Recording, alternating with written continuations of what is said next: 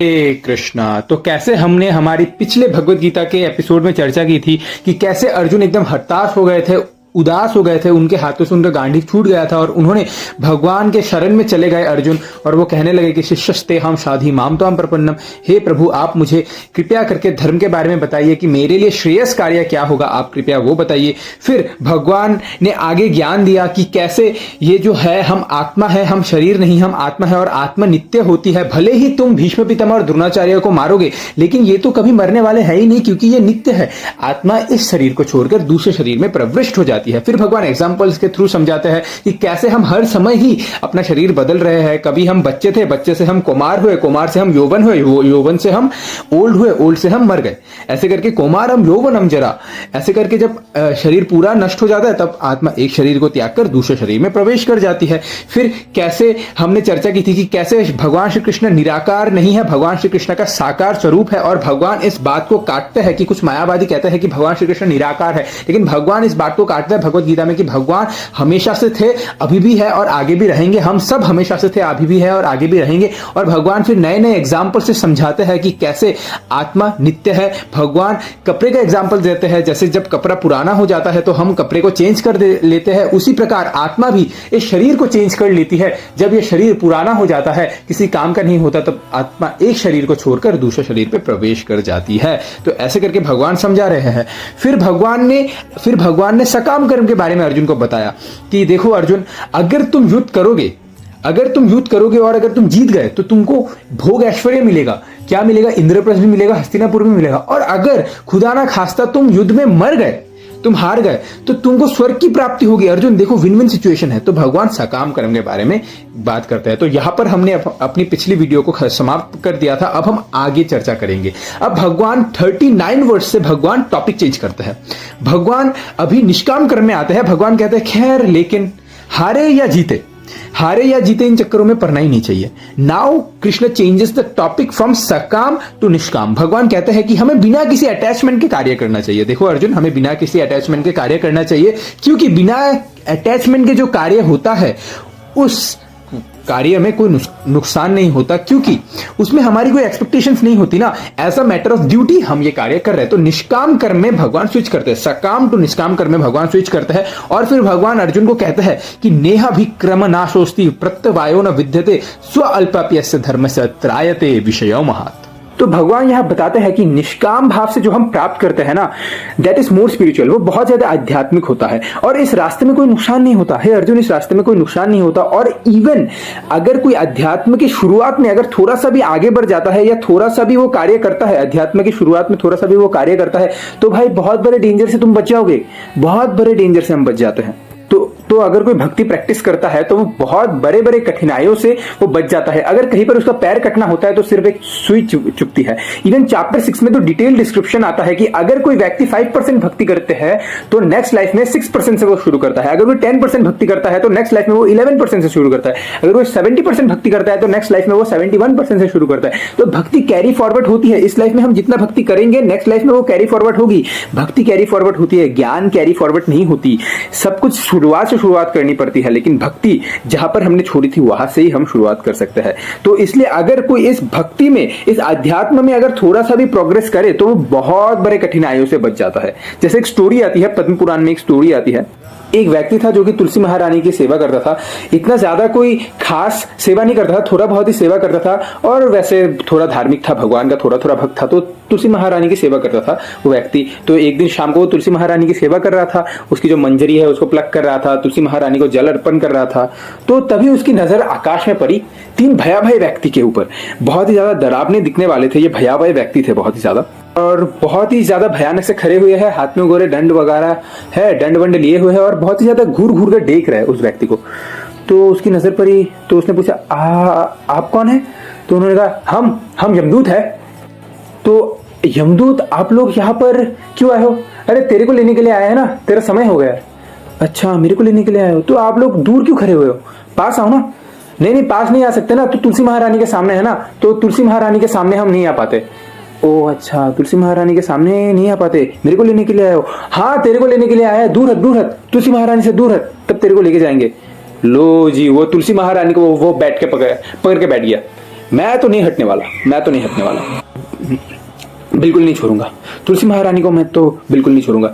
ए गलत कर रहे तू, तेरा जब टाइम आ गया तू क्यों ऐसा कर रहा है? अरे छोड़ दे तुलसी महारानी को, चल हमारे साथ। नहीं नहीं नहीं, बिल्कुल नहीं छोड़ूंगा। तो यमदूत परेशान, अरे ये तुलसी महारानी को नहीं छोड़ रहा, हम लोग लेके कैसे जाए?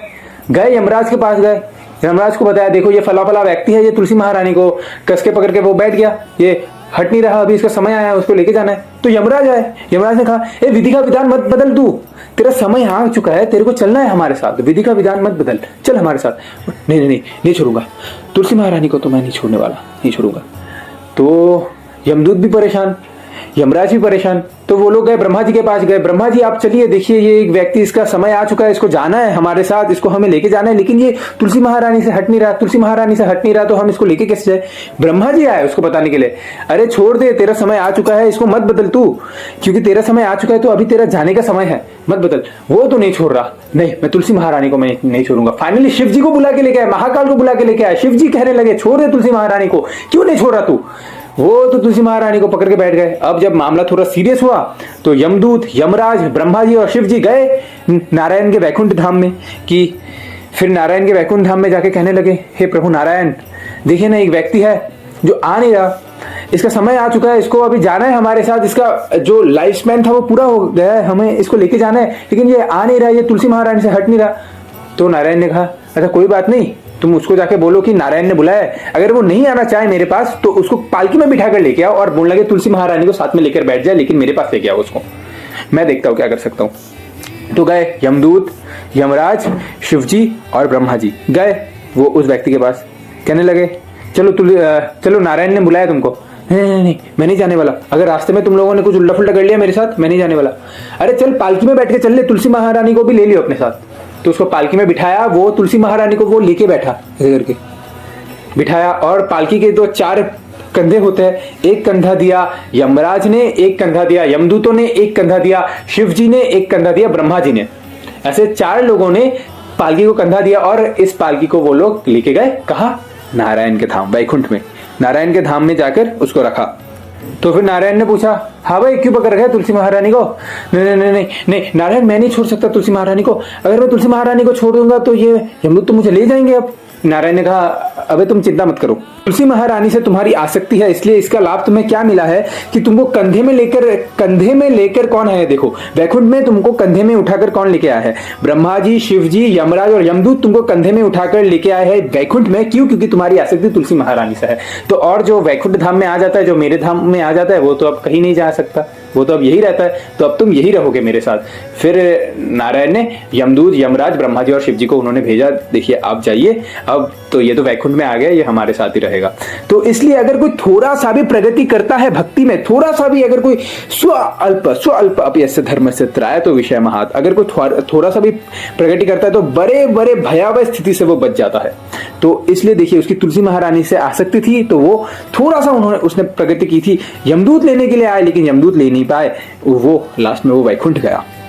तो अगर कोई थोड़ी सी भी प्रगति करता है तो व्यक्ति को लाभ ही लाभ मिलता है। इसलिए प्रभुपाद कहते थे कि येन केन प्रकारेण, कैसे भी करके लोगों को कृष्ण से जोड़ो, कृष्ण से जोड़ो, लोगों को प्रसाद खिलाओ, कथा सुनाओ, कृष्ण से जोड़ो। प्रभुपाद कहते हैं प्रसाद खिलाओ। अगर कोई प्रसाद भी खा लेता है ना, तो प्रसाद पाने का उसको लाभ क्या मिलता है कि उसको यमदूत का चेहरा कभी नहीं देखना पड़ता, अगर कोई भगवान का प्रसाद पा लेता है। प्रभुपाद कहते थे everyone can not digest philosophy but everyone can digest prasadam, so please feed people prasadam. प्रसाद खिलाइए लोगों को ताकि उन्हें यमदूत का चेहरा ना देखना पड़े और उनको भक्ति उन्मुखी सुकृति मिले, ताकि अपने अगले जन्म में, इस जन्म में भले ही वो प्रसाद खा के भक्त ना बने, लेकिन अपने अगले जन्म में उसका मन भगवान पे अवश्य लगेगा।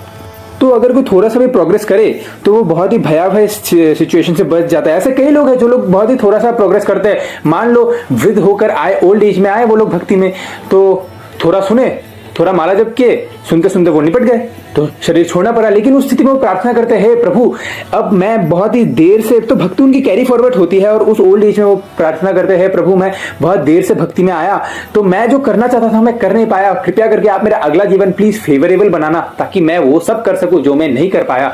तो वो लोग प्रार्थना करते हैं, तो भक्ति उनकी कैरी फॉरवर्ड होती है, जहां पर उन्होंने छोड़ा है वहां से उनकी शुरुआत होती है। और गुरु ग्रंथ साहिब में तो ये साफ साफ लिखा हुआ है कि जो एक बार श्याम सुंदर का नाम ले लेता है वो कभी यमराज और यमदूत का चेहरा नहीं देखता। तो भगवान कहता है स्वल्पम अपयस्य धर्म से, अगर कोई थोड़ा सा भी भक्ति कर लेता है तो वो बड़े बड़े डेंजर से वो बच जाता है। कहा उसको क्या क्या ना देखना पड़ता, क्या क्या देखना पड़ता, लेकिन क्योंकि उसने थोड़ी सी भक्ति कर ली ना तो वो बहुत बड़े डेंजर से बच जाता है। इसलिए प्रभुपाद जी कहते थे this Krishna consciousness movement should be given the credit of saving the humanity in its darkest hour. मनुष्य सभ्यता के जो सबसे अंधकारमय समय है, मनुष्य सभ्यता के सबसे अंधकारमय समय में मनुष्य सभ्यता को बचाने का जो श्रेय वो इस कृष्ण भावनामृत आंदोलन को जाएगा। तो अब भगवान निष्काम कर्म के बारे में बताते हैं। भगवान जो टॉपिक चेंज करते हैं, इसलिए भगवान कहते हैं कि अगर थोड़ा सा भी कोई प्रगति करता है तो बड़े बड़े डेंजर से वो बच जाता है। भगवान निष्काम कर्म के बारे में बताते हैं और जितनी ज्यादा हम निष्काम होते जाएंगे ना उतनी ज्यादा हमारी रक्षा बढ़ जाती है। और निष्काम के बाद जब हम एकदम प्रेममय स्थिति में पहुंच जाते हैं तो एकदम फुल फ्लेजेड रक्षा होती है हमारी। तो फिर भगवान आगे कहता है, भगवान अभी कहता है कि व्यवसायत्मिका बुद्धि एक है कुरु नंदना बहुशाखा अनंतश्चा बुद्धयो व्यवसायी नाम। तो भगवान हमें बताते हैं कि जिसकी बुद्धि बहुशाखा वाली है, मतलब मैं ये भी करूं वो भी करूं, ये भी कर लूंगा वो भी कर लूंगा, मैं निष्काम करूं या मैं सकाम करूं, मैं निष्काम करूं या मैं सकाम करूं, जिसकी बुद्धि बहुशाखा वाली है ऐसा व्यक्ति कभी भी सक्सेसफुल नहीं हो पाता अपनी लाइफ में। तो अगर भक्ति में आगे बढ़ना है तो उसके लिए भी लक्ष्य में हमारा जो मन है वो फिक्स्ड होना पड़ेगा। तो जब भक्ति में रस आता भी कब है, हमें भक्ति में रस मिलना कब शुरू होता है, जब हमारा मन लक्ष्य में फिक्स्ड होता है, जब हमारी वन पॉइंटेड फिक्स्ड बुद्धि होती है अपने लक्ष्य में, तब हमारी भक्ति में रस मिलना शुरू होता है। कई लोग कहते हैं कि स्पिरिचुअल लाइफ में आए थे, आध्यात्मिक जीवन में आए थे, लेकिन भक्ति बहुत बोरिंग है, ये माला रगड़ना, ये सुबह उठना, माला जप करना है, हमें सुबह उठना है, भागवतम पढ़ना है, भगवत गीता पढ़ना है, इट्स वेरी मच बोरिंग। लेकिन आध्यात्मिक जीवन बोरिंग वाला क्यों होती है, आध्यात्मिक जीवन बोरिंग होता क्यों है? इसके कई सारे रीजन है, लेकिन जो मूल रीजन है वो है कि आध्यात्मिक जीवन बोरिंग इसलिए होता है क्योंकि हमारा मन लक्ष्य से हट जाता है। हमें पता ही नहीं होता हमारा लक्ष्य क्या होता है, हम जो कुछ भी कर रहे हैं उसका लक्ष्य क्या है, उस लक्ष्य का हमें पता ही नहीं होता, इसलिए आध्यात्मिक जीवन हमें बोरिंग लगती है। इसलिए जपा चलते रहता है, हरे कृष्णा कृष्णा कृष्णा कृष्ण कृष्णा, अगर हमारे जपा चलते रहते हैं, सर क्यों कर रहे हैं आप जपा? वो बोले मेरे को जपा करो, सब कर रहे हैं, हम मंदिर आए थे देखे सब कर रहे हैं, हम नहीं कर रहे। तो लक्ष्य का पता ही नहीं होता, हम जपा कर क्यों रहे, भगवान का सेवा कर क्यों रहे, गीता पर क्यों रहे, हमें लक्ष्य पता ही नहीं होता, इसलिए आध्यात्मिक जीवन हमें बोरिंग लगती है। तो इसलिए लक्ष्य में मन का स्थिर रहना, मन का स्थित होना बहुत ही ज्यादा जरूरी है। और लक्ष्य में मन को लगाए रखने के लिए भक्तों का नियमित रूप से संग वो भी बहुत ही ज्यादा जरूरी है। तो इसलिए भगवान श्री कृष्ण जो कह रहे हैं व्यवसायत्मिका बुद्धि, इसकी ट्रांसलेशन है कृष्णा भावनामृत में स्थिर ऐसी बुद्धि को कहते हैं हम व्यवसायत्मिका बुद्धि। अच्छा, कृष्ण भावनामृत में स्थिर, ये भला कैसी बुद्धि होती है जो कि कृष्ण भावनामृत में स्थिर बुद्धि है? ये कैसी बुद्धि है? ये वैसी बुद्धि है जो कि गुरु के वचनों में पूरी ईमानदारी से, पूरी लॉयल्टी के साथ, पूरी वफादारी के साथ लगी हुई है, उस बुद्धि को कहता है कृष्ण भावनामृत में स्थिर बुद्धि, व्यवसायत्मिका बुद्धि, one pointed fixed resolute intelligence को, इस गुरु के वचनों में स्थिर बुद्धि को कहता है व्यवसायत्मिका बुद्धि, वन पॉइंटेड फिक्स्ड इंटेलिजेंस। एक बार जो गुरु ने बोल दिया ना, बस अभी मुझे वही पालन करना है, उसी के रास्ते पे चलना है, तो ये सोचकर अपना जीवन जीता है, उसे कहता है व्यवसायत्मिका बुद्धि, उसे कहता है फिक्स्ड इंटेलिजेंस।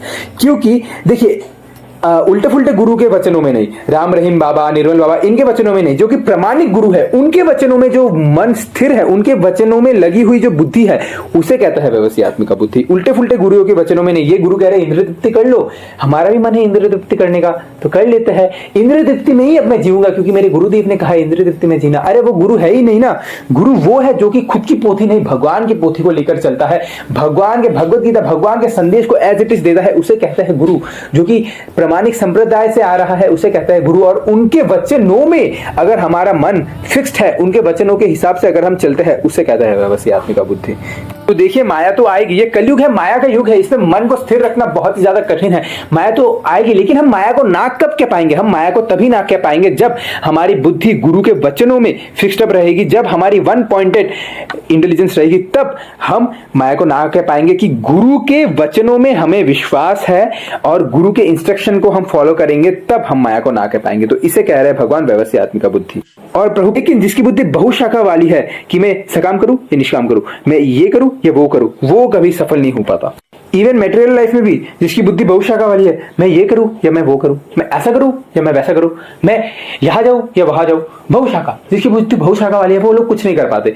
मैं इंजीनियरिंग करूं या मैं एमबीए करूं, मैं क्या करूं, मैं सरकारी में जाऊं या मैं प्राइवेट में जाऊं, मैं घर में रहूं या मैं बाहर जाऊं, मैं विदेश में जाऊं या मैं इंडिया में रहूं। जिसकी बुद्धि बहुशक वाली है वो लोग कुछ नहीं कर पाते। इवन भक्ति में भी इवन अगर भक्ति लाइफ में भी अगर कोई आता है, अगर वो ये सोच के करे मैं इंद्रिय तृप्ति करूं या ना करूं, इंद्रिय तृप्ति करूं या ना करूं। अगर कोई गृहस्थ है वो ये सोचे मैं घर छोड़ू ना छोड़ू, घर छोड़ू ना छोड़ू। ब्रह्मचारी सोच रहा है शादी करूं ना करूं, शादी करूं ना करूं, बहुत शाखा वाली है, वो कभी आगे नहीं बढ़ पाता, भक्ति में भी आगे नहीं बढ़ पाता, मेटल लाइफ में भी आगे नहीं बढ़ पाता। इसलिए बुद्धि एकनिष्ठ होना चाहिए और गुरु के वचनों में फिक्स्ड होना चाहिए। और माया तो आएगी ना, माया के परीक्षा में हम तभी पास हो पाएंगे जब हम गुरु के वाणी के हिसाब से हम चलेंगे, गुरु के इंस्ट्रक्शंस के हिसाब से, शास्त्रों के इंस्ट्रक्शंस से हम चलेंगे, तब हम माया को ना कह पाएंगे। और माया तो एल्योरमेंस देगी। माया का काम ही यह है कि गुरु में और गुरु के वचनों में डाउट डाल देगी। तेरे माया को पता है, इसको बहुत ज्यादा विश्वास है ना अपने गुरु के ऊपर, इसको बहुत ज्यादा विश्वास है ना अपने गुरु के वचनों के ऊपर, इसके गुरु में और गुरु के वचनों में डाउट डाल देगी ना। एक बार तेरे को अपने गुरु के ऊपर डाउट आ जाए, एक बार उनके वचनों में तेरे को डाउट आ जाए, फिर मैं देखता हूं एकदम पूरी तरह से निचोड़ दूंगी मैं तुझे। माया का काम ही है गुरु में और गुरु के वचनों में डाउट डालना।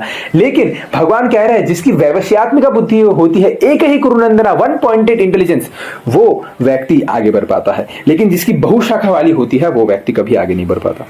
तो फिर भगवान आगे कहता है कि ऐसे कौन है जिनकी बुद्धि वन पॉइंटेड नहीं होती। भगवान कहता है भोग ऐश्वर्य प्रसक्ता नाम दया पर्थ चेतसाम व्यवसायत्मिका बुद्धिर समाधो न विधीयते। तो भगवान कहता है जिनकी भोग और ऐश्वर्य से आसक्ति होती है ना, जिनकी भोग और ऐश्वर्य से अटैचमेंट होती है, उनकी बुद्धि बहुशाखा वाली होती है, उनकी बुद्धि कभी वन पॉइंटेड नहीं हो पाती। आप देखिए इतने जितने भी सारे लोग हैं जिनकी बुद्धि वन पॉइंटेड नहीं है, उनकी कहीं ना कहीं भोग और ऐश्वर्य से आसक्ति है। या मुझे भोग मिल जाए या मुझे ऐश्वर्य मिल जाए, या मेरा भोग छूट रहा है या मेरा ऐश्वर्य छूट रहा है। उनकी बुद्धि वन पॉइंटेड नहीं है। क्यों? क्योंकि वो भोग और ऐश्वर्य से आसक्त है, इसलिए उनकी बुद्धि वन पॉइंटेड नहीं है। तो भगवान कहते हैं जो भोग और ऐश्वर्य से आसक्त है उनकी बुद्धि कभी भी वन पॉइंटेड नहीं हो पाती। तो बढ़ने के लिए बहुत ज्यादा जरूरी है ये है कि भक्त को भोग ऐश्वर्य से आसक्त नहीं होना। हो सकता है कि भक्त भोग ऐश्वर्य में घिरा हुआ हो, भोग ऐश्वर्य से घिरा हुआ हो, लेकिन प्रसक्ता नाम, ये जो प्रसक्ता नाम शब्द है, ये आसक्त, अटैचमेंट नहीं होना। ऐसे बहुत सारे भक्त है, कई भक्त है ऐसे जो कि बहुत ही ज्यादा धनाढ्य परिवार से आते हैं, बहुत ही ज्यादा ऐश्वर्य वाले परिवार से आते हैं, वेल्दी परिवार से आते हैं, लेकिन वेल्दी परिवार से आने के बावजूद ही उनका मन उस भोग ऐश्वर्य में लगा हुआ नहीं रहता, वो प्रसक्ता नाम नहीं होते। ऑन द अदर हैंड, अगर किसी के पास भोग ऐश्वर्य नहीं है लेकिन उसका मन भोग ऐश्वर्य में लगा हुआ है कि बस भोग मिल जाए यार, बस भोग मिल जाए, कब आएगा, कब भोग आएगा, कब ऐश्वर्य आएगा, बस एक बार ऐश्वर्य मिल जाए, एक बार भोग मिल जाए, तो जिसका मन भोग ऐश्वर्य में लगा हुआ है वो भक्ति में कभी अपना दिमाग नहीं लगा पाता, वो कभी भक्ति में आगे नहीं बढ़ पाता। भले ही उसके पास भोग ऐश्वर्य ना हो, लेकिन क्योंकि उसका मन भोग ऐश्वर्य में लगा हुआ है इसलिए वो भक्ति में आगे नहीं बढ़ पाता। ऑन द अदर हैंड किसके पास भोग ऐश्वर्य है लेकिन वो भोग ऐश्वर्य से घिरा नहीं है तो वो भक्ति में आगे बढ़ पाता है, क्योंकि ये प्रसक्ता नाम नहीं है। वो भोग ऐश्वर्य उसके आसपास से वो घिरा हुआ है लेकिन वो भोग ऐश्वर्य में अटैच नहीं है, वो डिटैच्ड भाव से रहता है, तो वो भक्ति में आगे बढ़ पाएगा। जैसे एक बहुत ही महान भक्त हुए, हमारे आचार्य हुए श्रील रघुनाथ दास गोस्वामी। वो बहुत ही बड़े धनाढ्य परिवार से थे, बहुत ही ऐश्वर्यमय परिवार से थे। उस समय उनको 1 लाख सोने की मुद्राएं उनके पिताजी को मिलती थी, बहुत ही बड़े वेल्दी परिवार से थे। लेकिन क्योंकि वो भोग ऐश्वर्य से चारों तरफ से घिरे हुए थे लेकिन वो उनसे आसक्त नहीं थे। क्यों? क्योंकि उनका मन हमेशा श्री कृष्ण चैतन्य महाप्रभु के ऊपर लगा हुआ था, इसलिए वो भोग ऐश्वर्य से कभी आसक्त नहीं थे। उसी प्रकार से नरोत्तम दास गोस्वामी एक और आचार्य हुए जो कि रघुनाथ दास गोस्वामी के बारे में जानते थे कि रघुनाथ दास गोस्वामी कितने बड़े वैराग्य थे, वो हर तरफ से उनके पास भोग ऐश्वर्य था लेकिन उन्होंने उसका भोग नहीं किया, वो भक्त बने, वो चैतन्य महाप्रभु की सेवा में वो लग गए। तो नरोत्तम दास गोस्वामी ने रघुनाथ दास गोस्वामी के बारे में सुनकर रखा था। तो जब भी नरोत्तम दास गोस्वामी भी बहुत ही ज्यादा वेल्दी परिवार से थे, लेकिन जब भी उनकी मम्मी या उनके पापा उनके लिए कुछ लाते थे, बेटा नरू, उनको प्यार से नरू बुलाते थे, बेटा नरू ये ले तेरे लिए मैं एक सुंदर सा वस्त्र लाया हूं, तो ये पहन ले। तो वो कहते थे लेकिन मम्मी रघुनाथ दास गोस्वामी तो ऐसे वस्त्र नहीं पहनते थे। तो उनके माता कहते थे अरे नरू वो तो रघुनाथ दास गोस्वामी है, तू तो हमारा नरू है, तू पहन ले। तो क्योंकि नरोत्तम दास गोस्वामी का मन हमेशा रघुनाथ दास गोस्वामी में स्थिर था, इसलिए वो भी भोग ऐश्वर्य से घिरे होने के बावजूद भी वो प्रसक्ता नाम नहीं थे, वो आसक्त नहीं थे, वो डिटैच्ड भाव से रह पाए। तो ऐसे बहुत सारे एग्जाम्पल्स आते हैं शास्त्रों में, ऐसे महान महान भक्तों के एग्जाम्पल्स आते हैं जिनके पास भोग ऐश्वर्य था लेकिन वो उससे आसक्त नहीं हुए। जैसे भरत महाराज राजा थे, बहुत ज्यादा भोग ऐश्वर्य था, लेकिन उन्होंने उन भोग ऐश्वर्य को ऐसे त्यागा जैसे कोई व्यक्ति अपना मल त्यागता है। मल त्यागने के बाद व्यक्ति पीछे मुड़कर नहीं देखता, उसी प्रकार उन्होंने अपने राजपाट को त्याग दिया भरत महाराज ने, और पीछे मुड़कर भी नहीं देखा। भरत महाराज थे, ध्रुव महाराज थे, प्रहलाद महाराज थे, ऐसे कितने सारे भक्त हुए जिनके पास बहुत सारा भोग ऐश्वर्य था लेकिन वो प्रसक्ता नाम नहीं थे, आसक्त नहीं थे, डिटैच थे, मन में वैराग्य था। कुछ लोगों को डिटैचमेंट का मतलब ये लगता है कि बस तुम घर बार छोड़ दो, अच्छे कपड़े मत पहनो, कुछ मत पहनो, वो डिटैच्ड है, कुछ रखो मत अपने पास, वो डिटैचमेंट है। नहीं, वो डिटैचमेंट नहीं है। ऐसे तो कितने सारे भिखारी लोग हैं, कितने सारे गरीब लोग हैं जिनके पास पहनने के लिए अच्छे कपड़े नहीं है, खाने के लिए अच्छे खाना नहीं है, तो वो लोग डिटैच्ड है क्या? तो वो लोग वैरागी है क्या? नहीं, वो लोग वैरागी नहीं है। क्यों? क्योंकि उनका मन उस पर लगा हुआ है। वो सोचते हैं अभी नहीं है ना, एक दिन न एक दिन तो आएगा, एक दिन न एक दिन तो आएगा। वो डिटैच नहीं है। डिटैच वो व्यक्ति है जिनके पास हो सकता है हर तरीके के प्रलोभन हो, हर तरीके के एल्योरमेंट्स हो, सब कुछ करने का उनके पास इजी वे हो, लेकिन फिर भी वो डिटैच रहते हैं कि हाँ, मेरे पास भोगने का बहुत कुछ सामग्री है, बहुत सारा चांसेस हैं भोग करने का, लेकिन फिर भी वो नहीं करते। उनका मन भगवान में स्थिर रहता है। उन्हें कहते हैं अस्थि वैराग्य। तो इसलिए जो मेन चीज है वो है प्रसक्ता नाम, आसक्ति। आसक्ति जो है, आसक्ति का मतलब ही है जो आ सकती है लेकिन जा नहीं सकती, वो है आसक्ति। तो भगवान को छोड़कर हम अपनी आसक्ति किसी भी चीज में लगाएंगे, धन के प्रति हो, स्त्री के प्रति हो, खाने के प्रति हो, किसी भी चीज में हम भगवान को छोड़कर अपनी आसक्ति लगाएंगे तो वो आसक्ति हमें बर्बाद कर देगी, हमें डिस्ट्रॉय कर देगी, हमें दुख देगी हमेशा। तो भगवान में ही आसक्ति लगानी है। ये आसक्ति ही है जो हमें संसार में गिराती है, जो हमें संसार में बांटती है, और ये आसक्ति ही है जो हमें संसार से मुक्त करती है। आसक्ति अगर हम गलत चीजों में लगाएंगे तो ये हमें संसार में बांध के रख देगी। आसक्ति अगर हम अपनी मन को मनमोहन के चरण में लगाएंगे, अपने आसक्ति को आसक्त करेंगे भगवान के चरणों में, तब हम इस संसार से मुक्त हो पाएंगे। तो ये आसक्ति ही है जो हमें गिराती है, और आसक्ति ही है जो हमें इस संसार से उठाती है। तो फिर भगवान आगे जाते हैं और वेदों के बारे में बताते हैं। भगवान कहते हैं त्रैगुण्य विषया वेदा निस्त्रेर गुण भव अर्जुन। भगवान कहते हैं ये जो इंद्र तृप्ति के जो चैप्टर्स है ये सिर्फ वेदों में आते हैं। वेदों में इंद्र तृप्ति के बारे में ज्यादा बताया गया है। वेद सिर्फ 3 गुणों के बारे में चर्चा करते हैं, कर्म कांड, ज्ञान कांड, उपासना कांड, ये कांड वो कांड, ये सिर्फ वेदों में ज्यादा दिए गए हैं। तो भगवान ये बता रहे हैं कि वेदों में मुख्यतः प्रकृति के 3 गुणों का ही वर्णन है। असल में हमारे जो शास्त्र है उसके 2 सेक्शंस है, एक है श्रुति, एक है स्मृति।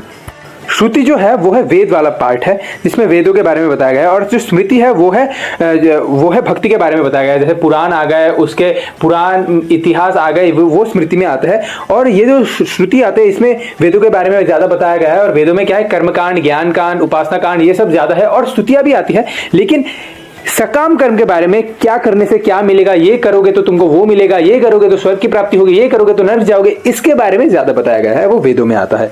तो अब श्रुति क्या है? कुछ लोग होते हैं लल्लू लाल लोग, उनसे पूछे श्रुति स्मृति क्या है? श्रुति मतलब जो आपने सुना, स्मृति मतलब जो आपने याद किया। अरे ये तो आपने वर्ड मीनिंग बता दिया, ये कंटेंट बताइए। कंटेंट हमारे अंदर कंटेंट नहीं है, हम इसके बारे में कंटेंट क्या बताएंगे? तो कुछ लल्लू लाल लोग होते हैं, उनको खुद ही नहीं पता श्रुति स्मृति क्या होता है, तो कुछ भी बक देते हैं। तो श्रुति का जो एक्चुअल मीनिंग है, श्रुति मतलब सूत्रास।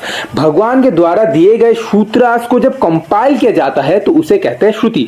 उन्हीं सूत्रास को जब फर्दर एक्सप्लेन किया जाता है भगवान के भक्तों के द्वारा in terms of leelas, stories, anecdotes, analogies, जब उनके द्वारा जब एक्सप्लेन किया जाते हैं इस सूत्रास को, उसे कहते हैं स्मृति। तो श्रुति मतलब भगवान की वाणी, जो भगवान ने कहा, उन वाणी को जब फर्दर एक्सप्लेन किया जाता है उसे कहते हैं स्मृति।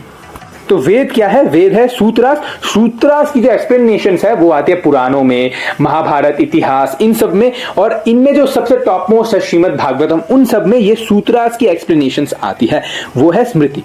तो कुछ लोग अगर ये सोचे कि वेद है, Veda they are the only authentic scriptures, तो कुछ लोग ऐसे होते हैं जो लोग यही मानते हैं कि Shruti is the topmost among all the scriptures.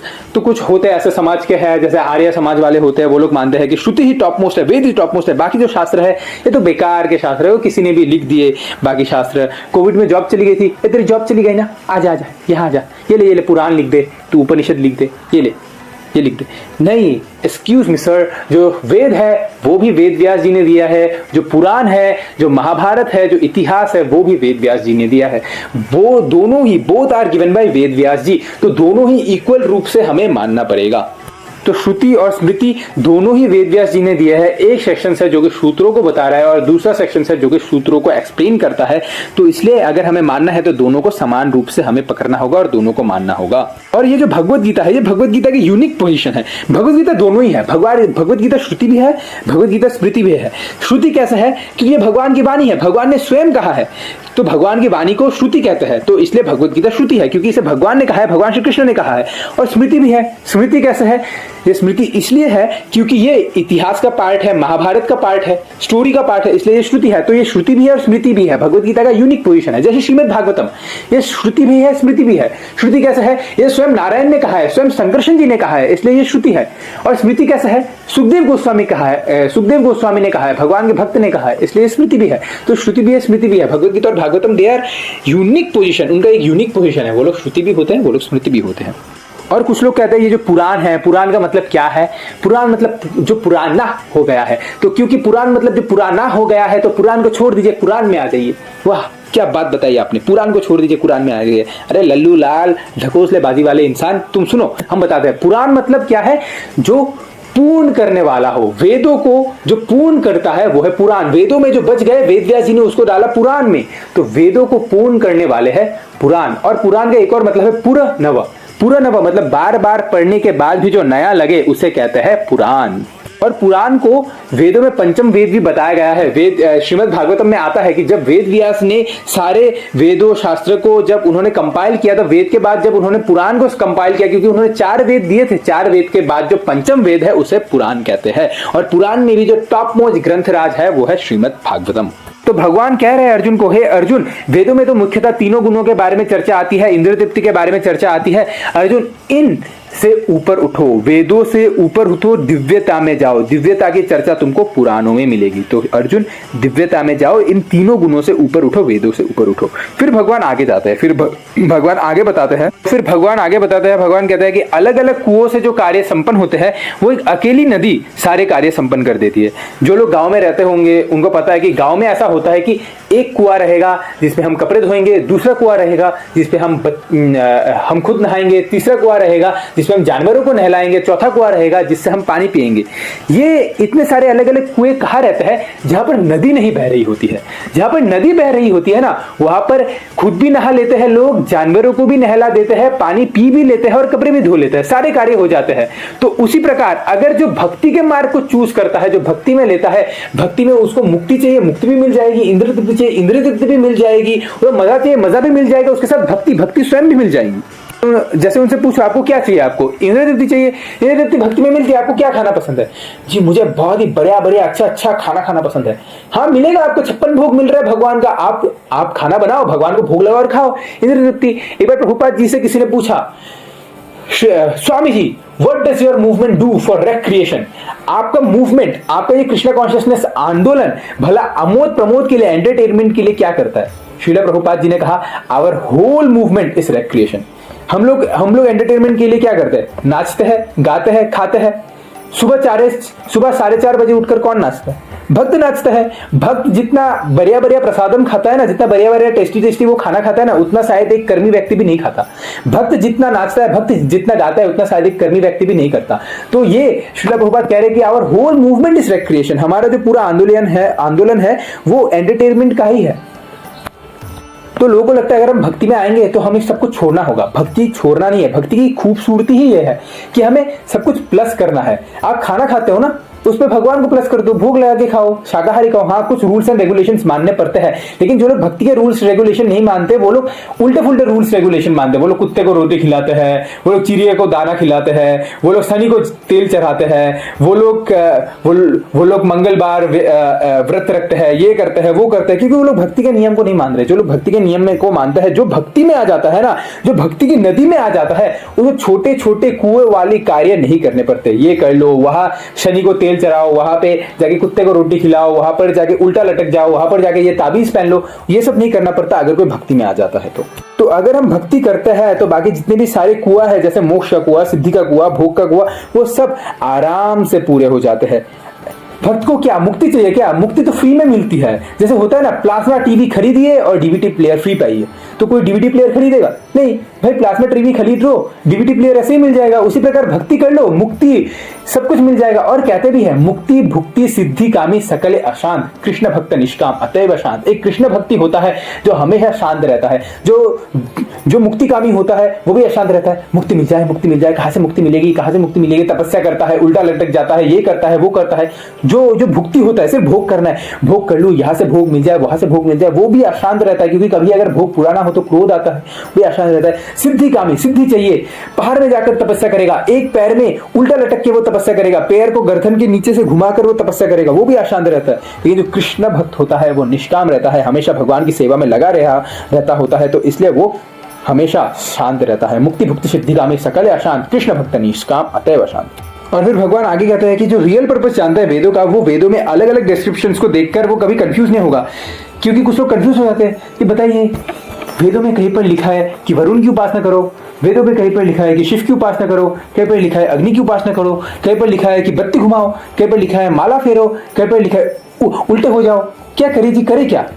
तो जो असली लक्ष्य जानता है कि असली लक्ष्य क्या है, भक्ति असली लक्ष्य है, हरि को प्राप्त करना असली लक्ष्य है, वो कभी भी वेदों के एल्योरमेंट्स, वेदों के अलंकारिक भाषा को देखकर कभी भी वो कंफ्यूज नहीं होता, क्योंकि उसको पता है कि असली लक्ष्य क्या है। और असली लक्ष्य क्या है? हरि भक्ति मिल जाए हमें, हरि प्रेमा भक्ति, ये रियल पर्पस है। जो ये जानता है वो कभी वेदों के अलग अलग डिस्क्रिप्शंस को देखकर वो कभी विचलित नहीं होता। अब भगवान ने पूछा कृष्ण से कि हे भगवान, आप मुझे ऐसी व्यक्ति के लक्षण बताइए जो कि दिव्य धरातल में स्थित है। उसका लक्षण क्या होता है, वो बोलता क्या है, वो बैठता कैसे है, वो चलता कैसे है। तो अब ये बड़ा अजीबोगरीब सवाल पूछा है अर्जुन ने। क्या बोलता है भला, क्या बोलता है? हिंदी बोलता है, इंग्लिश बोलता है, या वो दिव्य धरातल में है तो वो संस्कृत बोलता है, क्या बोलता क्या है? बहुत ही ज्यादा अजीबोगरीब सवाल है। चलता कैसे चलेगा? एक दिव्य धरातल में व्यक्ति कैसे चलेगा? जो जैसे हम चलते हैं वैसे ही चलेगा ना, पैरों से चलेगा या वो हाथों से चलता है, या वो ठुमक ठुमक चलता है। देखो ठुमक ठुमक चल रहा है, वो भक्त है। क्या ठुमक ठुमक चलेगा, ठुमका मार मार के चलेगा। बैठता कैसे बैठेगा? जैसे हम बैठते हैं वैसे ही बैठेगा। तो बिठा दो, यहाँ पर एक बदमाश को लेके आओ, यहाँ पर एक संत को लेके आओ और बिठाओ, बैठो जी, दोनों सेम बैठे, कैसे बैठेगा? जैसे हम बैठते हैं वैसे ही बैठेगा ना, या फिर अलग बैठेगा या घूमकर बैठेगा? भाई अजीबोगरीब सवाल पूछा अर्जुन ने कि उसका लक्षण क्या होता है, वो बोलता क्या है, वो चलता कैसे है, वो बैठता कैसे। तो इसकी जो एक्सप्लेनेशंस आती है वो विश्वनाथ चक्रवर्ती ठाकुर उसकी ओरिजिनल एक्सप्लेनेशन बताते हैं कि वो उसका लक्षण क्या होता है, इसका मतलब है उसका मूल स्वभाव क्या है। इसका मतलब उसका मन कभी भी इंद्रिय तृप्ति में नहीं होता। बहुत जरूरी है, हो सकता है किसी व्यक्ति का तन इंद्रिय तृप्ति में हो लेकिन उसका मन इंद्रिय तृप्ति में नहीं होना चाहिए। हो सकता है किसी व्यक्ति का तन इंद्रिय तृप्ति में है लेकिन उससे नहीं फंसेगा वो, लेकिन जिस व्यक्ति का मन इंद्रिय तृप्ति में है उससे फंस जाएगा वो। भले तन ना हो लेकिन अगर मन इंद्रिय तृप्ति में है ना, वो फंस जाएगा। जैसे मान लो कोई बाबा जी हो गए, बाबा जी इंद्रिय तृप्ति करते हैं आप? नहीं जी, इंद्रिय तृप्ति नहीं करते, पैसे ही नहीं है, कैसे इंद्रिय तृप्ति करे? तो कहीं ध्यान लगाकर बैठा हुआ है वो किसी पहाड़ के नीचे, पानी के पास, नदी के तट पे या पेड़ के नीचे, वो ध्यान लगाकर बैठा है, लेकिन मन में मन सोच रहा है इंद्रिय तृप्ति मिल जाए, एक बार भोग मिल जाए, एक बार बस मिल जाए, एक बार बस समय आ जाए, तब मैं कर दूंगा, तब मैं कर लूंगा। तो उसका मन फंसा हुआ है इंद्रिय तृप्ति में। तो जिसका मन इंद्रिय तृप्ति में लगा हुआ है वो दिव्य धरातल में व्यक्ति स्थित नहीं है। ऑन दी अदर हैंड, अगर किसी का तन इंद्रिय तृप्ति में हो लेकिन मन इंद्रिय तृप्ति में ना हो तो वो दिव्य धरातल में स्थित है, क्योंकि वो डिटैच्ड रहता है, उसका मन इंद्रिय तृप्ति में वो नहीं लगा के रखता। इसलिए इंद्रिय तृप्ति से निकालना मन को, यह बहुत ही बड़ा लक्षण है उस दिव्य व्यक्ति का जो कि दिव्य धरातल में स्थित है। उसका मन कभी भी इंद्रिय तृप्ति में नहीं होता। तो इंद्रिय तृप्ति से मन को निकालना यही सबसे बड़ा लक्षण है एक दिव्य व्यक्ति का। तो भगवान इसके लिए एनालॉजी भी देते हैं गीता के अंदर कि जैसे बहुत सारी जो छोटी छोटी नदियां होती है वो प्रवेश करती है जब समुद्र के अंदर, फिर भी समुद्र शांत रहता है, उसी प्रकार सेंस ऑब्जेक्ट भी अगर प्रवेश करते हैं सेंसेस के अंदर उस स्थिर व्यक्ति के, फिर भी वो शांत रहता है, क्योंकि उसका मन कभी भी इंद्रिय तृप्ति में नहीं लगा होता। क्योंकि जैसे समुद्र शांत रहता है, बहुत सारी छोटी छोटी नदियां समुद्र के अंदर प्रवेश करती है लेकिन समुद्र कभी हिलता नहीं है, समुद्र कभी विचलित नहीं होता, क्योंकि वो बहुत ही विशाल होता है और वो शांत रहता है। उसी प्रकार जितने भी सारे सेंस ऑब्जेक्ट है, हो सकता है वो सेंसेस में प्रवेश करे एक दिव्य धरातल वाले व्यक्ति के, लेकिन वो कभी विचलित नहीं होता क्योंकि उसका मन इंद्रिय तृप्ति में नहीं होता। तो भगवान कहता है दुखेशु अनुद्विग्न मना सुखेशु विगत स्पृहा वितराग भय क्रोध स्थित धीर मुनि रुच्यते। ऐसा व्यक्ति जो कि दिव्य धरातल में स्थित है, वो व्यक्ति सुख और दुख में बराबर चलता है, वो कभी भी दुख से विचलित नहीं होता और कभी भी सुख से हतोत्साहित नहीं हो जाता, वो हमेशा समभाव बराबर चलता है। दुख आ गया क्या करे जी, अब कर्म फल है, आप भक्त है, आपको कोविड हो गया, क्या करे जी, कर्मों के फल होते हैं, भुगतने होते हैं, क्या करें, हरि की इच्छा होती है, फिर भी माला कर रहे हैं हम, क्योंकि कर्म होते हैं, पिछले जन्म के कुछ कर्म थे उसकी वजह से कोविड हुआ है, तो इसलिए भुगतना पड़ रहा है, तो वो ज्यादा दुख में भी वो स्थिर रहता है और सुख में आ गए जी। वैसे योग्य तो नहीं थे हम सुख के, लेकिन भगवान बहुत ज्यादा कृपालु है, उन्होंने सुख दिया तो सुख मिल गया। तो इसलिए जो सुख में और दुख में समान रहता है वो व्यक्ति स्थिर बुद्धि वाला होता है। और वो क्या करता है, वितराग भय क्रोधा, राग भय और क्रोध से वो मुक्त हो जाता है। क्यों मुक्त हो जाता है? क्योंकि वो दुख में और सुख में वो समान भाव से रहता है, इसलिए वो राग भय और क्रोध से वो मुक्त हो जाता है। राग, किसी को लगता है राग मतलब क्रोध, नहीं, राग मतलब अटैचमेंट। राग किस चीज को लेकर होता है? ये राग भय और क्रोध ये किस चीज को लेकर होता है? राग मतलब वर्तमान काल से अटैचमेंट, वर्तमान काल में मुझे सुख मिलता रहे उससे अटैचमेंट। भय भविष्य को लेकर भय, वो भविष्य को लेकर भय होता है। अगर भविष्य में ऐसा हो गया तो, अगर भविष्य में नौकरी चली गई तो, अगर भविष्य में पत्नी मुझे छोड़कर चली गई तो, अगर भविष्य में बच्चे खराब निकले तो, इसको लेकर भय रहता है। और क्रोध, क्रोध किसको लेकर रहता है? भूतकाल में जो हुआ है उसके साथ, मतलब पास्ट में जो उसके साथ हुआ है, पास्ट में भूतकाल में मेरे साथ जो हुआ था ना वो अन्याय था, ऐसा नहीं होना चाहिए था, या उसने भूतकाल में किसी के साथ कुछ बुरा किया, उसको लेकर गिल्ट रहता है उसके मन में कि ऐसा नहीं होना चाहिए था, ऐसा नहीं होना चाहिए था। तो वर्तमान, भूत और भविष्य, इन तीनों से वो मुक्त हो जाता है। कैसे? क्योंकि वो वितराग भय क्रोध है, क्योंकि अभी उसका मन सिर्फ भगवान में लगा हुआ रहता है, इसलिए वो राग भय और क्रोध से वो मुक्त हो जाता है। क्योंकि उसको पता है कि अभी वर्तमान काल में क्या है? सुख दुख। भविष्य में क्या मिलेंगे? सुख दुख। भूतकाल में क्या है? सुख दुख। तो क्योंकि वर्तमान में भी सुख दुख है, भूत में भी सुख दुख है और भविष्य में भी सुख दुख है, तो क्या होता है कि लोगों के अंदर यह रहता है कि वर्तमान काल में मुझे सुख मिलता रहे, दुख ना मिले, इससे उनको अटैचमेंट हो जाती है। भूतकाल में उनको जो दुख मिला था, सुख नहीं मिला था, उससे लेकर उनको क्रोध होता है, और भविष्य में सुख दुख में से मुझे सिर्फ सुख मिलता रहे, उसको लेकर उन्हें टेंशन होती है। लेकिन इन तीनों से वो व्यक्ति मुक्त हो जाता है, वो तीनों से व्यक्ति लिबरेट हो जाता है, क्योंकि उसका मन सिर्फ भगवान के ऊपर लगा रहता है, वो कंप्लीटली डिपेंडेंट हो जाता है भगवान के ऊपर। तो जिसका मन स्थिर रहता है सुख में भी और दुख में भी, ऐसे व्यक्ति को स्थिर कहा जाता है। फिर अर्जुन, फिर वो बोलता क्या है? बोलने का मतलब क्या है कि वो प्रोवोकिंग सिचुएशन में कैसे रिस्पॉन्ड करता है। क्योंकि जब प्रोवोकिंग सिचुएशन नहीं होती, जब सब कुछ नॉर्मल चलता होता है, तो सब लोग जेंटलमैन रहता है ना, सब लोग जेंटलमैन रहते हैं, हाँ जी कैसे हैं आप, हाँ बस बढ़िया बढ़िया। लेकिन जब प्रोवोकिंग सिचुएशन आए ना, तब हम अपनी असली औकात में होते हैं। जब उत्तेजना भरे पल आते हैं तब हम अपनी असली औकात में आते हैं। इसलिए कहते हैं the greatness of a man is known by how one responds to provoking situations, कि एक महान व्यक्ति की महानता तब पता चलती है कि उत्तेजना भरे पलों में वो कैसे व्यवहार करता है। दिव्य व्यक्ति क्या करता है? उत्तेजना भरे पलों में दिव्य व्यक्ति क्या करता है? वो स्थिर रहता है, शांत रहता है, जस्ट लाइक एन ओशन, वो हमेशा शांत रहता है। उस समय वो, अगर कोई आप कुछ भला बुरा बोले तो ये नहीं है कि आप उसको कुछ मत बोलो, आप उसको बोलो, लेकिन उस समय मत बोलो, क्योंकि हम क्रोध में कुछ भी बक देते हैं, फिर हम उसको लेकर हमेशा गिल्ट में रहता है। इसलिए when you are angry dare not to speak, जब आप क्रोध में हो आप बक मत करो। इसलिए जो स्थिर व्यक्ति होता है वो प्रोवोकिंग सिचुएशन में भी शांत रहता है। अच्छा, कैसे चलता है? तो चलने का मतलब यह है कि आसपास जो प्रलोभन आते रहते हैं लाइफ के अंदर, तो उस प्रलोभन को वो डॉज करके वो आगे चलता कैसे है? क्या वो प्रलोभन को भोगता है या वो प्रलोभन को त्याग देता है? अगर वो प्रलोभन को भोगने लग जाएगा तो वो आगे कैसे बढ़ेगा? तो वो चलता कैसे है? जब प्रलोभन आते हैं लाइफ में तो वो आगे बढ़ता कैसे, वो चलता कैसे है? तो ये पूछा। तो इसके लिए भगवान ये श्लोक कहता है कि विषय विनिवर्तन्ते निराहारस्य देहिनो रसो वर्जम रसोपि अस्य परम दृष्ट्वा निवर्तते, कि one who is tasting the higher taste can give up the lower taste. भगवान कहते हैं हो सकता है कि कोई इंद्रिय भोग से डिस्टेंस मेंटेन कर ले, बस गलत है ये, इंद्रिय भोग नहीं करूंगा मैं, डिस्टेंस मेंटेन कर लिया, गलत है नहीं करना, ये नहीं करना, लेकिन मन के अंदर उसका टेस्ट बना हुआ रहता है, गलत है तो बोल रहा हूँ, लेकिन वो पल जब मैंने इसको भोगे थे, वो सुहाने पल, वो पल कब आएंगे फिर?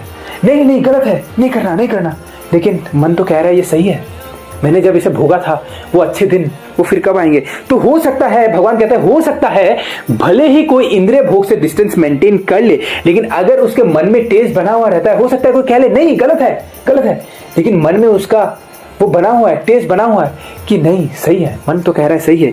एक समय था जब मैं उसको भोगा करता था, मैं मजे क्या करता था, अब फिर भी मन कह रहा है नहीं नहीं नहीं। तो ये नीति काम करने वाली नहीं है, नहीं करते करते एक भी कर लेते यार, कर लेते। तो हो सकता है कोई इंद्रिय भोगों से डिस्टेंस मेंटेन कर ले, लेकिन अगर उसके मन में टेस्ट बना हुआ रहता है तो डिस्टेंस मेंटेन करने से भी कुछ नहीं होता। लेकिन अगर उसको हायर टेस्ट मिलता है तो वो लोअर टेस्ट को छोड़ सकता है। जैसे मान लो आप टूटे दाने वाले चावल खाते हो, मैंने आपको बोला टूटे दाने वाले चावल छोड़ दो, मत खाओ। नहीं नहीं नहीं नहीं, मैं ये नहीं छोड़ सकता, अगर मैं उसको छोड़ दूंगा तो मैं तो भूखा रहूंगा। नहीं, तुम टूटे वाले दाने वाले चावल छोड़ दो, मैं तुमको बासमती चावल दूंगा, लंबे दाने वाले बिरयानी वाला जो चावल होता है ना, मैं तुमको वो दूंगा। तो क्या तुम टूटे दाने वाले चावल छोड़ दोगे अगर मैं तुमको बासमती चावल दूंगा? हाँ हाँ, तो मैं छोड़ दूंगा। तो क्योंकि बासमती चावल का टेस्ट टूटे दाने चावल से ज्यादा होता है, इसलिए वो टूटे दाने वाले चावल को छोड़ पाता है और बासमती चावल को वो स्वीकार कर पाता है। उसको पता है टूटे दाने वाले चावल का टेस्ट कैसा है, उसको पता है, लेकिन फिर भी वो उसको छोड़ पाता है। क्यों? क्योंकि उसको हायर टेस्ट मिल गया बासमती वाले चावल का, उसको हायर टेस्ट मिल गया। तो अगर टूटे दाने वाला चावल भी उसके सामने रखा हो और बासमती चावल भी उसके सामने रखा हो, तो वो टूटे दाने वाले चावल को वो इग्नोर कर पाएगा, क्योंकि अभी उसके पास बासमती चावल है, उसके पास हायर टेस्ट है, हायर। तो उसी प्रकार जब किसी को भक्ति का हायर टेस्ट मिलता है, तब वो इंद्रिय भोग के जो हायर टेस्ट है वो उसे त्याग कर पाता है। तो चलता कैसा है, हायर टेस्ट को दिमाग में रखते हुए वो लोअर टेस्ट को इग्नोर करके वो चलता है। जैसे कई लोग होते हैं, जैसे क्या हुआ था, हिप्पीज, अमेरिका में जो हिप्पीज थे, हर तरीके के उनके ऊपर सब कुछ कर दिया कि भाई मत करो, ये सब गलत चीज है। हिप्पीज जो होते हैं नंगे घूमते थे, मरीजुआना, एलएसडी, ड्रग्स सब कुछ लेते थे, वो रास्ते में बैठकर इलिसिट सेक्स सब कर लेते थे हिप्पीज। सब तरीके उनके ऊपर काउंसलिंग करवा दिए गवर्नमेंट ने, लेकिन फिर भी उनके ऊपर काम नहीं बना। गवर्नमेंट कहती थी मत करो, ये गलत है गलत है गलत है। तो सही क्या है वो तो बता दो। नहीं, वो हम नहीं बताएंगे, बस ये गलत है, ये गलत मत करो। तो क्योंकि उनको हायर टेस्ट कभी मिला ही नहीं हिप्पीज को, तो अमेरिका में हिप्पीज बढ़ गए। तो हायर टेस्ट देने के लिए कौन गए? श्रीला प्रभुपाद गए। है हायर टेस्ट है क्या? भक्ति ही हायर टेस्ट है। भगवान का नाम, भगवान का कीर्तन, भगवान के बारे में सुनना, भगवान के बारे में लोगों को बताना, यही तो हायर टेस्ट है। तो ये देने गए श्रीला प्रभुपाद जब हिप्पीज को, तब हिप्पीज बन गए हैप्पी। कैसे? क्योंकि उनको हायर टेस्ट मिला। तो क्योंकि उनको हायर टेस्ट मिला तो वो नशेड़ी, वो जुआरी, उन्होंने अपना नशा छोड़ा, उन्होंने अपना गलत काम छोड़े और वो भक्त बने। कैसे? सिर्फ श्रीला प्रभुपाद की वजह से, क्योंकि उनको हायर टेस्ट मिला। तो ये जो मंडीन मॉरलिटी है, be a good boy, be a good girl, don't harm others, be truthful, ये सब काम करने वाली नहीं है ये मंडीन मॉरलिटी। जो लोग समाज में दिखाते हैं ना, हम लोग बहुत जेंटलमैन है, बस हाँ हाँ हाँ बहुत जेंटलमैन है हम लोग बहुत बढ़िया घर के हैं, हम लोग बहुत अच्छे हैं, हमने किसी का बुरा नहीं किया, हम हमेशा सत्य बोलते हैं, ये मंडेन मॉरलिटी काम करने वाली नहीं है। ये गॉडलेस फिलोसॉफी ये काम करने वाली नहीं है। ये सज्जन व्यक्ति जब अकेले में होते हैं, जब जानवर बनने का उनको मौका मिलता है ना, तब वो हर तरीके के कार्य कर बैठते हैं। तो इसलिए मंडेन मॉरलिटी काम करने वाली नहीं है। तो चलता कैसे है, भगवान कहते हैं हायर टेस्ट को दिमाग में रखते हुए लोअर टेस्ट को वो ना करते हुए वो चलता है। ऐसा नहीं कि उसको लोअर टेस्ट के बारे में नहीं पता, कहां पर जाकर कैसे करके, कहां पर से कैसे करके मुझे मजा मिलने वाला है, कैसे करके क्या करके मुझे मजा मिलेगा, उसको पता है। लेकिन क्योंकि उसको अभी हायर टेस्ट मिल चुका है ना, उसको अभी बासमती चावल मिल चुका है ना, तो इसलिए वो टूटे जाने वाले वो चावल को वो छोड़ पाता है। तो जो स्थित, क्योंकि वो हायर टेस्ट में डूबा हुआ रहता है, इसलिए वो लोअर टेस्ट को ना कह पाता है। प्रलोभन आते हैं उसके जीवन में, प्रलोभन आते हैं, लेकिन वो मना कर पाता है। क्यों? क्योंकि हायर टेस्ट बना हुआ रहता है उसके अंदर। तो चलता कैसे है, हायर टेस्ट को याद रखते हुए वो आगे चलता है। कैसे बैठता है? अच्छा, वो कैसे बैठता है, वो बैठता कैसे है? यहाँ पर बैठने का मतलब है उसकी इंद्रिय विषयों से डील कैसे करती है। How the senses sits on the sense object. इसके लिए भगवान अभी ये श्लोक कहते हैं कि ध्यायतो विषया पुंसान संगस्तेषुपजायते, संगस संजायते कामः, काम क्रोध विजायते, क्रोध भवति सम्मोह, सम्मोह स्मृति विभ्रम, स्मृति भ्रंशात् बुद्धिनाशो, बुद्धिनाशात् प्रणश्यति। तो अभी भगवान सीक्वेंस में बता रहे हैं कि कैसे व्यक्ति का पतन हो जाता है अगर इंद्रिय विषयों से ठीक प्रकार से डील ना करे। अगर इंद्रिय विषयों से ठीक प्रकार से डील ना करे तो व्यक्ति का पतन ऐसे हो जाता है। तो भगवान यहाँ पर बता रहे हैं कि मन हमारा पतन कैसे करता है। तो भगवान कहते हैं कि पहले विषय वस्तु का चिंतन होता है, चिंतन होता है पहले कि वो चीज़ मुझे मिल जाए, ये वस्तु मुझे मिल जाए, वो चीज़ मुझे मिल जाए, वो वस्तु मुझे मिल जाए। I will enjoy like this, I will enjoy like that. मैं उसको ऐसे भोगूंगा, मैं उसको वैसे भोगूंगा, मैं I will enjoy like this, I will enjoy like that. तो ये चिंतन करते करते करते करते क्या होता है, अटैचमेंट आती है। अटैचमेंट कि बस अब वो मुझे चाहिए, अब वो मुझे चाहिए, ये अटैचमेंट आ जाती है कि मुझे चाहिए वो। तो अब जब ये अटैचमेंट आ जाती है तो अटैचमेंट से क्या उत्पन्न होता है, काम, लस्ट। यहाँ पर काम का मतलब ये नहीं कि पर पुरुष या पर स्त्री के प्रति काम, हाँ वो भी काम है, लेकिन यहाँ पर काम का मतलब वो भी है कि ऐसी वस्तु जो कि मेरी नहीं है लेकिन फिर भी मुझे उसे भोगना है, मुझे उसे भोगना है, उसे भी काम कहा गया है। लाइक किसी खाने की वस्तु मुझे वो भोगना है, वो मुझे चाहिए, तो उसके चिंतन करते करते उससे अटैचमेंट आ जाती है और उसकी अटैचमेंट आते आते अभी मुझे उसे भोगना है, तो उससे क्या होता है, काम आता है। तो अब अगर काम फुलफिल हो जाती है तो क्या आता है, लोभ। अरे यार अगली बार मजा क्या था ना, बहुत बढ़िया लगा, अभी फिर से करूंगा। लोभ, ग्रीड उत्पन्न होती है। अगली बार मजा क्या था ना, फिर से करूंगा। फिर से अगर काम फुलफिल हो गया तो फिर से लोभ आता है और मजा करूंगा। तो अगर फिर से काम उत्पन्न हो जाए, फिर से अगर काम फुलफिल हो जाए तो फिर से लोभ आता है। ऐसे करते करते जब तक काम फुलफिल होगा लोभ आते रहेगा। अब क्या हो रहा है ना कि काम फुलफिल हो रही है, काम की इच्छा आ रही है, लेकिन जो तृप्ति है, तृप्ति कम हो रही है। काम की इच्छा बहुत ज्यादा है लेकिन तृप्ति बहुत कम हो रही है। तो क्योंकि तृप्ति कम हो रही है उससे आता है क्रोध, कि यार अगली बार इतने अच्छे से मजा गया था, इस बार मजा नहीं कर पाया ना, क्या करूं मैं। क्रोध आ जाता है, उससे एग्रेशन वाला एंगर आता है। फिर जब क्रोध आता है तब मोह आ जाता है। यार जो मजा किया था ना मैंने, हुआ नहीं वो मजा हुआ नहीं, तो उससे मोह आ जाता है। मतलब इल्यूजन क्रिएट हो जाता है उसकी बुद्धि में, इल्यूजन क्रिएट हो जाता है। तो डिल्यूजन क्रिएट होने के बाद क्या होता है, जो स्मरण शक्ति है, जो चिंता की शक्ति है, वो भ्रमित हो जाती है। स्मरण शक्ति भ्रमित होने का मतलब क्या है, पहले जो उसने गलती की थी, उस गलती करने के बाद जो उसने अपने आप को कचोटा था कि नहीं ये गलत है, ये पाप है, ये नहीं करना, मैं आज के दिन को याद रखूंगा और आगे ये गलती दोबारा नहीं करूंगा, ये गलत है। ये स्मरण शक्ति भ्रमित हो जाती है कि पहले जो मैंने गलती की थी उसको याद रखते हुए मैं ये गलती फ्यूचर में नहीं करूंगा। ये जो स्मरण शक्ति है ये भ्रमित हो जाती है। तो जब ये स्मरण शक्ति भ्रमित हो जाती है तब क्या हो जाता है, बुद्धि नाशात। जो बुद्धि है हमारी, बुद्धि का मतलब क्या है, इंटेलिजेंस का मतलब क्या है, सही और गलत में सही को चूज करना। अब ये सही और गलत की क्या हो जाता है ना, ये बुद्धि नाश हो जाता है। तो वो सही और गलत में चूज ही नहीं कर पाता, तो वो गलत कार्य कर बैठता है। वो अब बेसिकली बुद्धि क्या है ना, बुद्धि डेटा लेती है स्मरण शक्ति से कि लास्ट टाइम मैंने कुछ गलत किया था ना, बस अब मैं ये याद रखूंगा और मैं अभी आगे ये गलत कभी नहीं करूंगा। गिल्ट भी आता है, कचोटते हैं अपने आप को, लेकिन नहीं करूंगा।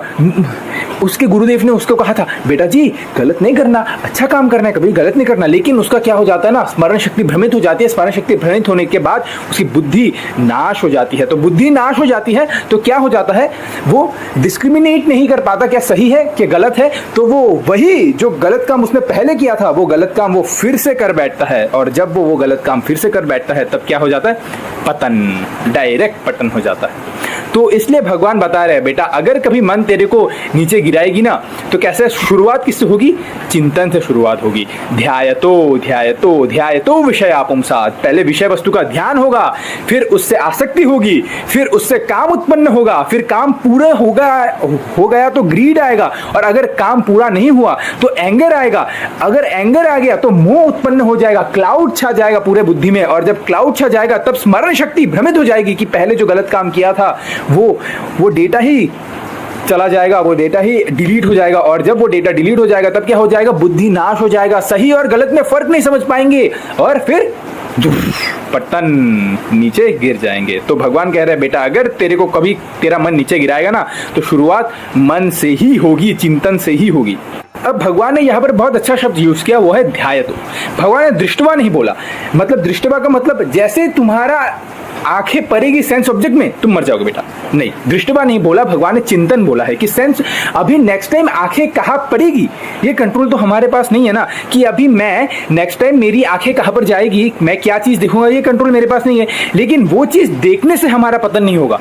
उस चीज को देखने के बाद जब हम उस पर चिंतन करना शुरू कर देंगे, ध्यायतो ध्यान करना शुरू कर देंगे, तब अटैचमेंट से काम से एंगर से मोह से स्मरण शक्ति का विनाश है बुद्धि नाशात से पतन।